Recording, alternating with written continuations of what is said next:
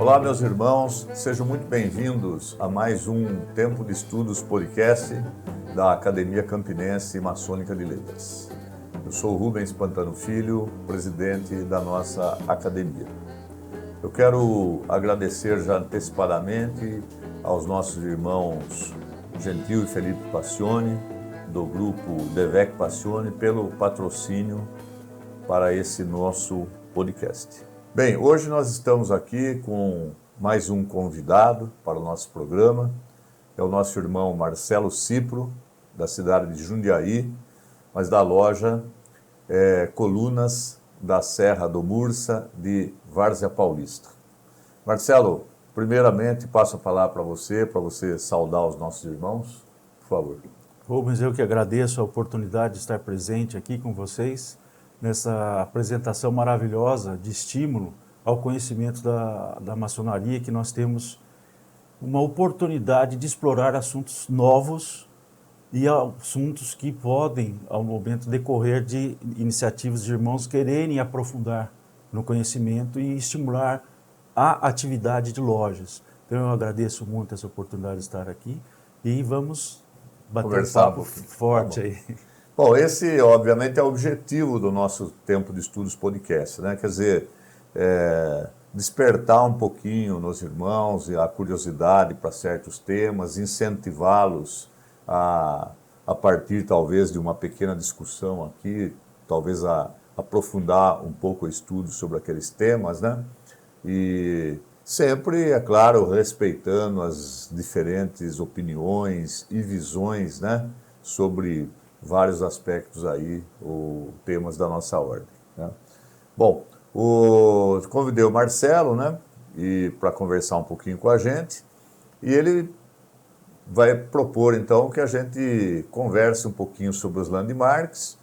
Nós já falamos um pouquinho sobre isso em gravações anteriores, o nosso irmão Cícero, também acadêmico da nossa academia, já batemos um papo sobre isso, mas o Marcelo tem uma maneira peculiar aí de fazer a abordagem dos landmarks e contextualizá-los, vamos dizer, numa sessão de loja, né? Então, Marcelo, vamos começar, fica à vontade, não sei a ordem que você quer colocar as suas questões, mas vamos iniciar com isso. Vamos sim, Rubens. Começando um pouco a minha origem da maçonaria, fui lá iniciado na Estrela de Jundiaí, número 325, no ano de 1990, na verdade, 1º de novembro de 1990. Então foi uma data bem impactante, que foi véspera de finados, né? Aí quando você escuta que já são meia-noite, você já fica um pouco impressionado. E dessa jornada maçônica eu fiz 10 anos contínuos na 325, parei por mais 10 anos para cuidar da família e da educação dos filhos até a faculdade, retornei em 2011, estou aí direto fazendo a maçonaria. Nesse período eu fui venerável, eleito 2 vezes da loja, tive a oportunidade de chegar a membro do conselho do grão-mestrado, na GLESP, e também fui presidente da Associação Maçônica de Jundiaí. E nós temos esse tempo que nos leva a refletir sobre maçonaria. E a abordagem que nós estamos tentando trazer a respeito dos landmarks é colocação de como eu vejo o landmark dentro de loja. Porque os landmarks, alguns irmãos interpretam que são algumas leis, algumas colocações que, infelizmente, dentro de loja só se falam uma vez por sessão, dependendo do rito, né? E fica solto no contexto. E eu tenho levado para os irmãos de loja que o landmark ele é a alma de uma sessão maçônica. Porque nós, todos os dias que nos preparamos para ir a uma sessão maçônica, nós temos a consciência que lá nós vamos encontrar uma padronização. Então, garantindo que em qualquer potência que nós possamos ir, ou loja, ou rito, nós estaremos vivenciando a mesma condição maçônica. Quer dizer, está, de certa forma, contextualizando, né, os landmarks em loja. Isto. E, bom, é bom que se diga também para os irmãos que a sua reflexão, claro, né, são sobre os landmarks de Albert Mackay, né, que são aqueles adotados pelas nossas potências aqui no Brasil. Isto. Então, nós podemos ver que praticamente nós temos as potências Grande Oriente do Brasil, os grandes orientes independentes e temos as grandes lojas. Em qualquer loja que eu vá, eu vou encontrar a mesma padronização. Por exemplo, eu tenho a certeza que eu vou entrar numa loja e ela vai me respeitar como maçom. E todos serão respeitados como maçom lá dentro, porque seguem Um landmark. um landmark implicitamente. Então, se estamos falando de potências, nós sabemos que um dos landmarks diz que toda territorialidade teria um grão-mestre eleito. E todas elas que nós visitamos têm. O outro landmark também diz que o grão-mestre tem a prioridade de administrar e ocupar o trono durante os trabalhos, porque acima de um grão-mestre, ninguém dirige, ele não é dirigido. Ele é o diretor do território e diretor dos trabalhos em loja. Então eu sei que se um dia um grão-mestre aparecer na porta de um templo que eu esteja, isso vai ser respeitado. Sim, ele tem digamos, o direito de ele comandar os trabalhos, salvo se ele abrir mão, né, dessa prerrogativa e passar ao venerável. Né? E temos mais, depois, conforme o rito, tem Sim. toda a recepção do grão-mestre. Outra atribuição ao grão-mestre que Mackay comenta é a respeito em tempos difíceis. Em tempos difíceis que nós entendemos, é um período totalitário que impeça talvez o funcionamento regular da maçonaria. Então ele reduz essas atribuições, fazendo que ele tem o direito de abrir lojas, uma loja temporária, né, que depois que cessado vai ter que ser regularizada.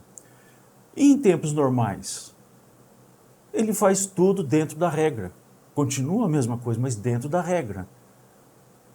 Então nós temos toda a confecção de uma loja com todos os trâmites jurídicos, legais, para a concessão da carta constitutiva, provisória e depois definitiva.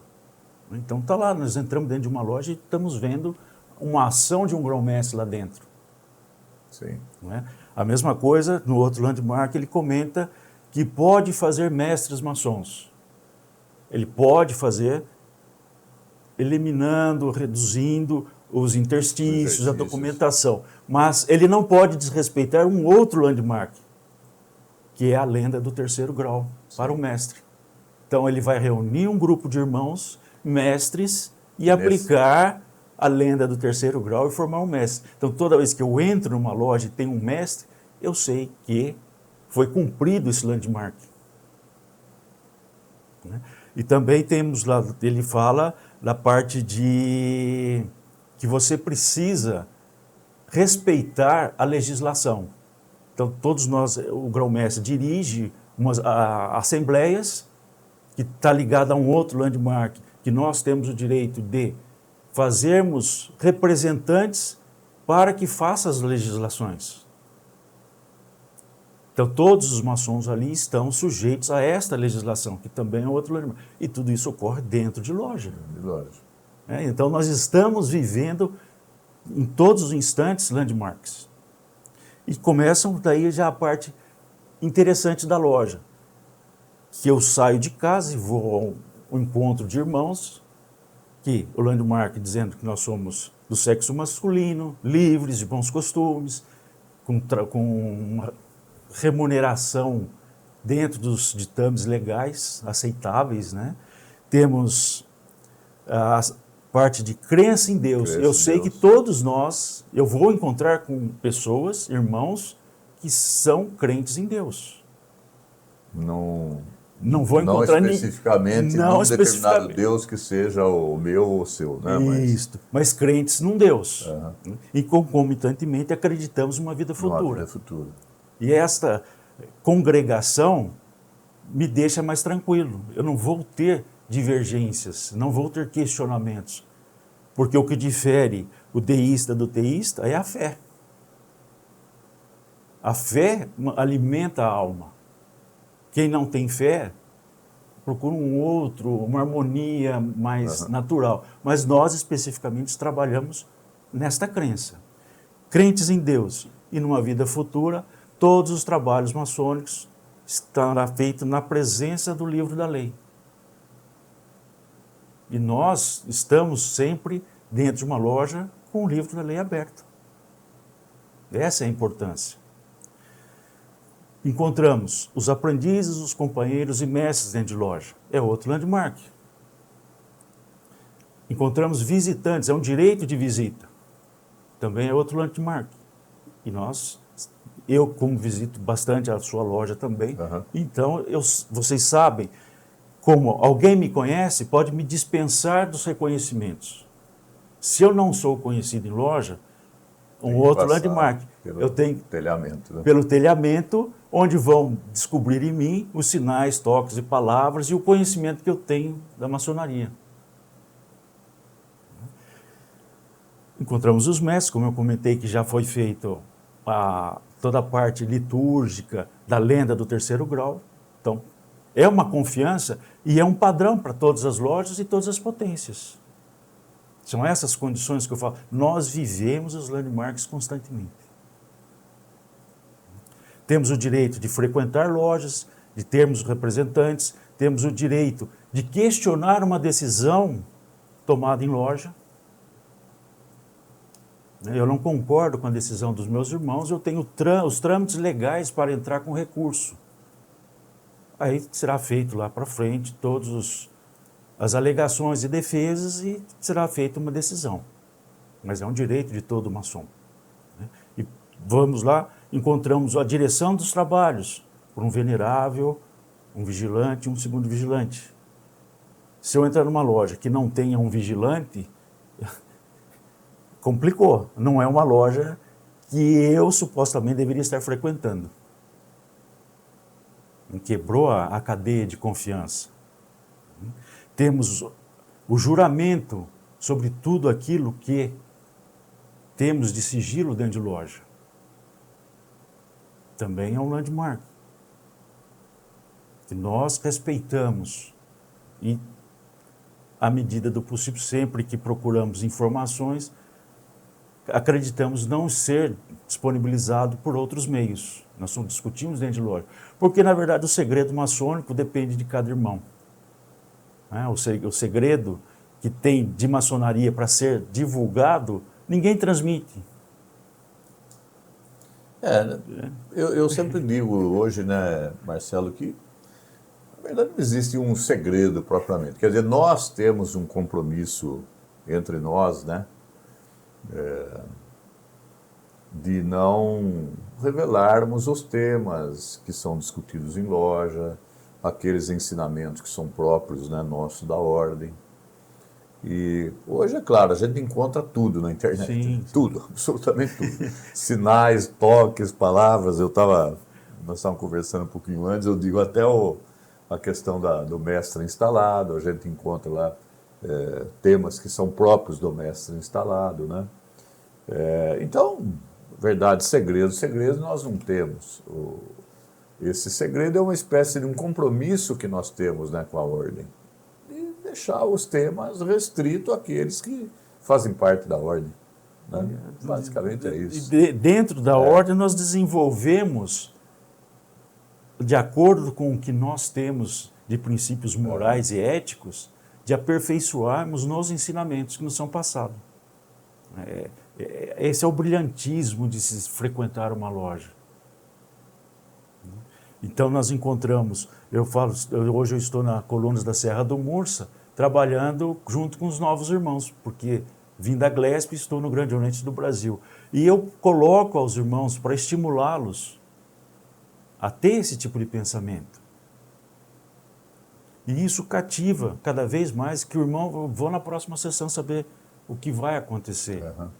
Isso é importante. Nós frequentamos a loja Cedros do Líbano, do rito brasileiro, também por interesse de querer aprender o rito brasileiro.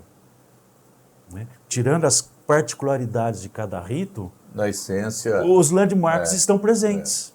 Agora, como que você enxerga, eu quando discuto um pouquinho esse tema, eu sempre gosto de colocar algumas, digamos, provocações, mas elas sempre têm um sentido de gerar o debate, de a gente ouvir opiniões divergentes e às vezes, ouvindo irmãos que têm opiniões que, enfim, divergem daquilo que a gente eventualmente acredita, esse cotejamento assim permite que a gente reflita, amadureça, às vezes até mude de opinião.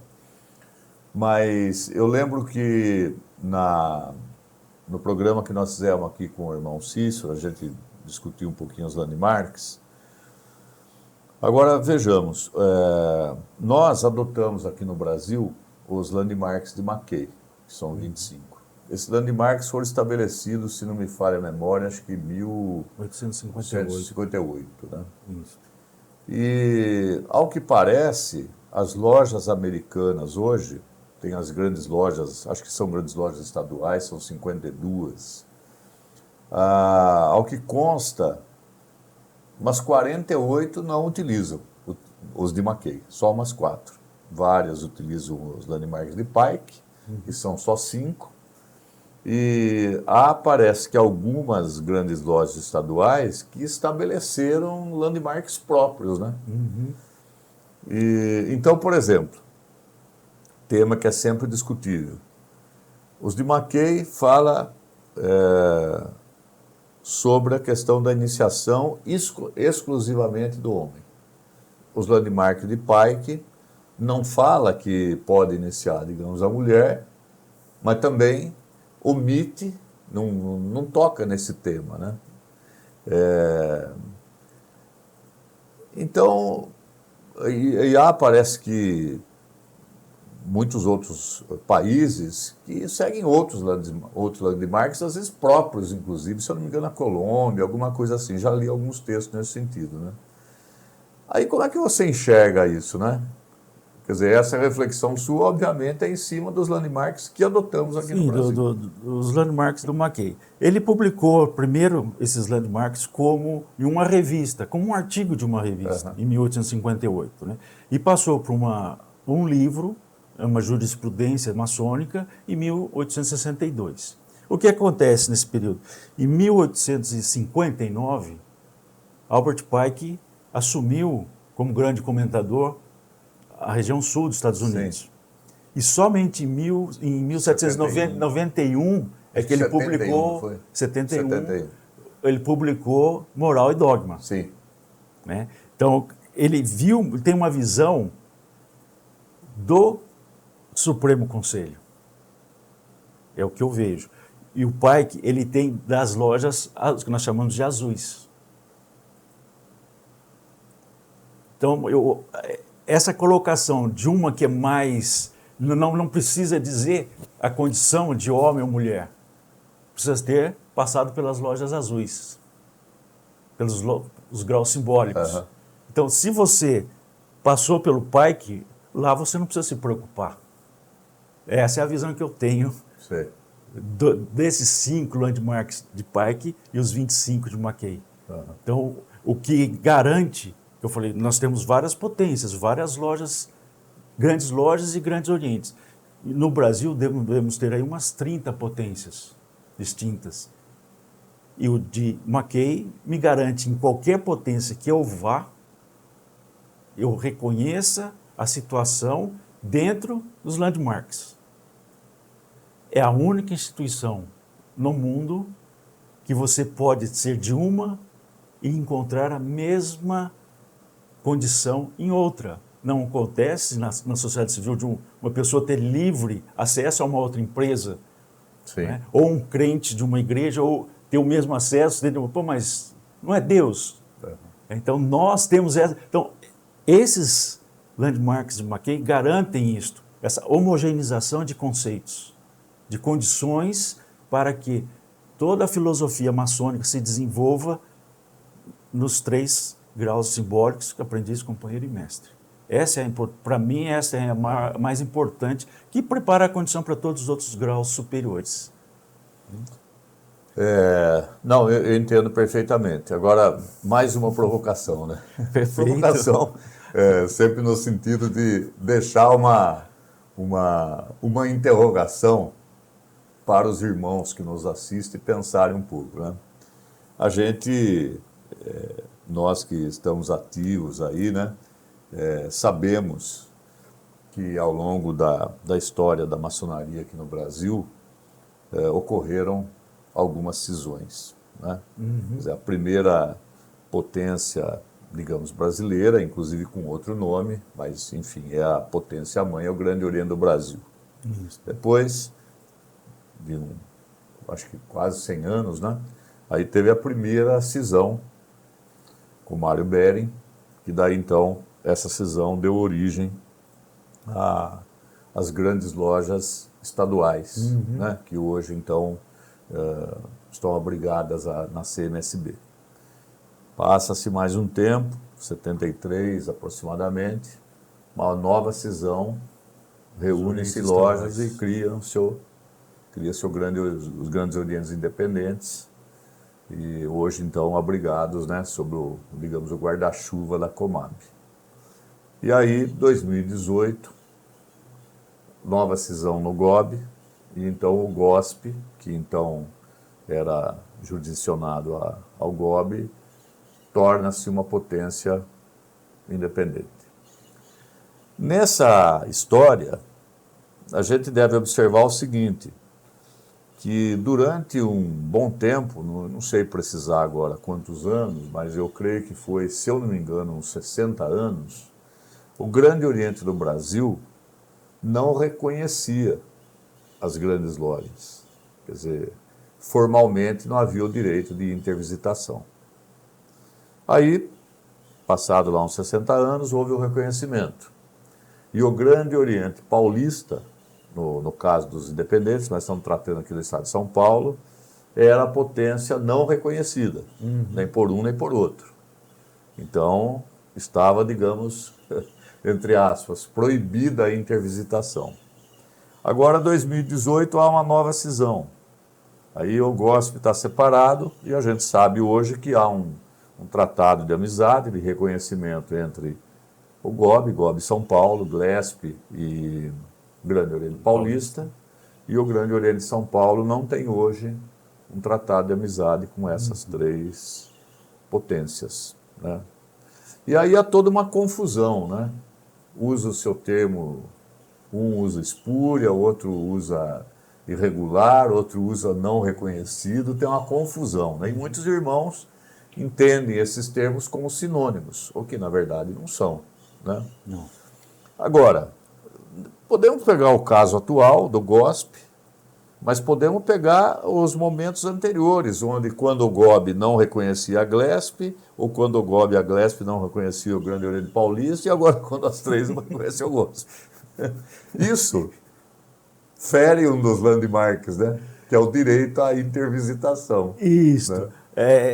Essa parte, para nós que estamos aqui, vamos dizer, na linguagem mais coloquial, o chão de fábrica. O chão de fábrica. Vamos dizer, no chão de loja, nós não nos preocupamos muito com isto. Né? Mas estas cisões que ocorreram, o próprio Grande Oriente do Brasil, entre ele mesmo, criaram 2 Grandes Orientes, o Grande Oriente do Brasil e o Grande Oriente brasileiro, né? Que um funciona no Lavradio e o outro funcionava também numa outra rua importante. Depois acabaram de novo se juntando. Né? Tudo motivo... eu concordo, São não concordo. Vaidades. Juntou. Aí, em 1927, por uma determinação de um Supremo Conselho, diziam que o grão-mestre não pode ser o Supremo Comendador. Comendador. Mário Bering, para não deixar o Grande Oriente do Brasil perder o reconhecimento internacional, separou o Supremo Conselho do Grande Oriente do Brasil. Com essa separação, o Grande Oriente do Brasil, que ficou sem grão-mestre, ficou o território brasileiro ficou livre para ter uma outra potência. Vamos assim dizer, por sorte não houve uma outra potência nacional, né? Foram criadas as grandes lojas. E depois, com o tempo, o Grande Oriente do Brasil tentou se reorganizar, voltando a tomar o conceito de ser também do Supremo Conselho, que o manteve irregular por uns 60, 70 anos. Aí agora em 2008, 2007, 2008, a Glesp conseguiu o reconhecimento da Grande Loja Unida da Inglaterra, o Grande Oriente do Brasil também reconhecido, né? Em 73, houve também uma nova cisão do Grande Oriente do Brasil, que criaram os Grandes Orientes estaduais, assim, tipo os independentes, né? Os independentes, que aqui em São Paulo se tornou o Grande Oriente Paulista. Também manteve a sua tradição nos landmarks. Nós sempre tivemos, no princípio de tudo, a regularidade. São compatíveis com os landmarks. Então, nós vamos ver, agora em setembro, irá completar 95 anos que a Grande Loja Unida da Inglaterra postulou o esquema de reconhecimento. E parte é coincidente com o landmark. Ser homem, crer em Deus, né? Sigilo, a lenda do terceiro grau. Então, são esses reconhecimentos, mas não pode estar envolvido com os graus filosóficos. Uhum. Então, para ser reconhecido, o Grande Oriente do Brasil separou de novo e ficou só com os graus simbólicos, né? Aprendiz, companheiro e mestre. E agora, por um outro motivo, houve uma nova cisão. Mas pela história da maçonaria, inclusive, existe até um termo colocado, publicado num despacho de um ministro do Grande Oriente do Brasil, né? Dizendo que o que pode ser aberração hoje, amanhã poderá ser uma tradição. Sim. Então, eu espero que em alguns anos o Grande Oriente de São Paulo, que é o GOSP, já esteja também dentro da tradição. Eu tenho defendido muito nas nossas gravações, né? Até você estava comentando comigo, né, que eu fiz uma das últimas gravações foi a fábula dos 4 triângulos. Né? Não sei se fui feliz ou não. Muito feliz. Mas a minha ideia era justamente chamar um pouco a atenção, porque, é claro, nós pertencemos a uma determinada potência ou obediência, sem dúvida nenhuma pelo tamanho que elas têm, há que ter regras, né? Mas como você estava dizendo, nem sempre as questões que envolvem a cúpula são aceitas pela base. Sim. A gente sabe que a tradição nas mais diversas cidades é que os irmãos acabam participando de muitos eventos comuns, haja reconhecimento ou não, e quer os dirigentes queiram, quer não, a gente sabe que há sim, tem loja que não permite, tem loja que permite. Na verdade, quando permite a visita de um irmão de uma potência com a qual a sua não tem tratado de amizade, tudo bem que está ferindo uma normativa da potência, mas em termos práticos a gente sabe que acontece isso. Né? Não há violação de segredo. Até quando foi feito o rompimento com o Grande Oriente de São Paulo, eu ouvi algumas publicações dizendo que os irmãos do Grande Oriente de São Paulo não poderiam fazer os graus filosóficos porque a loja base era irregular. Não, peraí. Aí eu digo para os meus irmãos, olha, eu fui iniciado numa loja que não era reconhecida. A Glesp não tinha reconhecimento da Grande Loja Unida. Muitos irmãos do Grande Oriente do Brasil também foram iniciados numa época que também não tinha reconhecimento da Grande Loja Unida da Inglaterra. E depois que houve reconhecimento, tudo ficou legalizado. Então a gente percebe E você que não perde essa legalização, você só dá um tempo nela ali. São questões políticas entre potências. Infelizmente, alguns irmãos partem para uma radicalização e só vem a atrapalhar o lado emocional. Então, as pessoas, nós temos diferentes conceitos de emoções. Uns ficam mais exaltados, outros compreendem que isso é passageiro e outros não, e gera essa polêmica. Nós tivemos isso na Associação Maçônica de Jundiaí, que para ser membro da associação precisava ser maçom. E ficou essa discussão, não, mas pode ser regular, mas não estamos falando regularidade, tem que ser maçom que esteja frequentando uma loja, não uma potência final. Né? Então, nós mudamos o estatuto, que antes era filiação por loja, a loja se registrava lá e passava a fazer parte da associação maçônica. Nós mudamos o estatuto, é por irmão, o irmão que tem interesse vai lá, faz a sua filiação e faz a sua contribuição. Então, desvinculou também de loja, para quebrar um pouco essa questão. Eu não vou seguir porque o irmão é daquela loja, que daquela loja. Não, agora não tem mais. Né? Então, você reconhece o próximo como seu irmão maçom, sem preconceitos, que é onde começam as vicissitudes da natureza humana. Resolvemos, apaziguamos. Alguns ainda não aceitaram, mas a maioria entrou de acordo. E a maioria das lojas tem esse pensamento, essa abordagem. O que se pede é para... outro dia a Glesp publicou uma advertência aos ex-grão-mestres que estiveram no Grande Oriente de São Paulo. Mas eles estavam sem paramentos. Não era uma sessão. Não era uma sessão, era uma visita. Cunhadas lá presentes. Era uma sessão aberta. Eu, por exemplo, aqui no nosso podcast, já recebi irmãos como você, do GOB, da Glesp, do GOP, do GOSP. Isso. Veja, não estou cometendo nenhuma infração. Ninguém está. Né? Porque não há uma normativa de que eu não posso, agora não posso conversar com o irmão de uma potência considerada. Né? Veja uma situação que seria extremamente constrangedora. Na academia que você tem lá 3 ou 4 potências, fala, irmão, você não pode entrar aqui agora porque vai desestruturar a academia. Não entra na minha concepção. Pode ser a parte política, mas a parte maçônica, de ensinamento, o ideologismo, né, a filosofia, a política não pode interferir. Não, absolutamente. Ela fica fora, deixa os termos jurídicos resolverem isso. Então eu levanto sempre essa questão porque eu acho que se faz necessário todo e qualquer irmão refletir sobre isso. Quer dizer, uma coisa são as questões políticas que envolvem as estruturas, digamos, entre aspas, vamos dizer assim, superiores de cada uma das nossas potências. Agora, a outra questão é a nossa irmandade efetiva, a fraternidade entre os irmãos, e às vezes essas coisas estão em choque. Então, eu vejo que tem irmãos que pegam ali a regra estabelecida lá no órgão superior da potência e levam aquilo ao pé da letra sem questionar.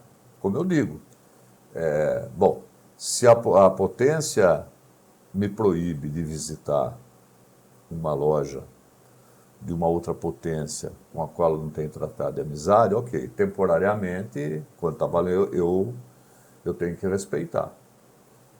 No entanto, aquele irmão daquela loja continua sendo meu irmão. Continua aí. Continua sendo meu irmão, como não? E os mais fiéis. E aí, como eu digo, é só olhar um pouco para a história, né? É olhar para a história. A Glesp, a Glesp estou falando porque estamos tratando do estado de São Paulo, mas as grandes lojas, durante um bom tempo, não foram reconhecidas pelo GOB. As lojas do Grande Oriente Independente, durante um bom tempo, não foram reconhecidas pelas outras duas. Agora o GOSP não é reconhecido e como tem casos em outros estados, de outras dissidências, né, que ocorreram recentemente, e como é que fica aí a irmandade, a fraternidade, né? Então, chamo a atenção para o tema propositadamente, para a gente pensar sobre ele. Né? É um tema que perdurou eu falo por Jundiaí, até 1992, quando não tínhamos a Associação Maçônica Jundiaí, as lojas eram isoladas. Quase não havia intervisitação. Com a Associação Maçônica Jundiaí, houve uma união com as potências e fundamos uma loja, uma praça maçônica, que tem lá hoje o nome das lojas das 3 potências, sem que o trio tivesse reconhecimento internacional. Então, nós já nos reconhecíamos ali. Tem uma placa maravilhosa. Na época que você estava citando, acho que o Grande Oriente Paulista não tinha o reconhecimento. Não tinha. Não, mas antes era só o tratado de amizade entre o GOB e a GLESP. Mas não tinha um tratado de amizade com o GOB. Mas as 3 lojas já se reconheciam, as 3 potências já se reconheciam como na fundação, deve ser, né? na Praça do Maçom, que está acima. O maçom é maçom, não podemos esquecer.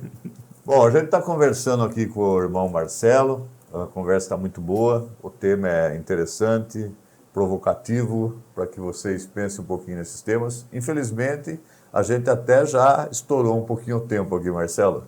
Então a gente tem que ir encerrando, mas claro, fica o convite para você voltar numa outra data e a gente continuar conversando sobre esse ou sobre outros temas, né, de interesse da nossa ordem.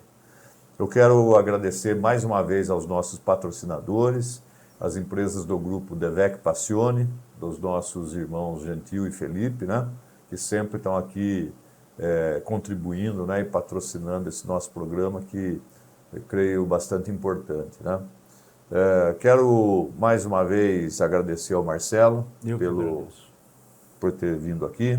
Quero deixar um tríplice fraternal abraço para todos os nossos irmãos da Augusta Respeitável Loja Simbólica Colunas da Serra do Mursa, que inclusive tem o nosso irmão Getúlio Canuto, né, seu representante na nossa academia. Acadêmico.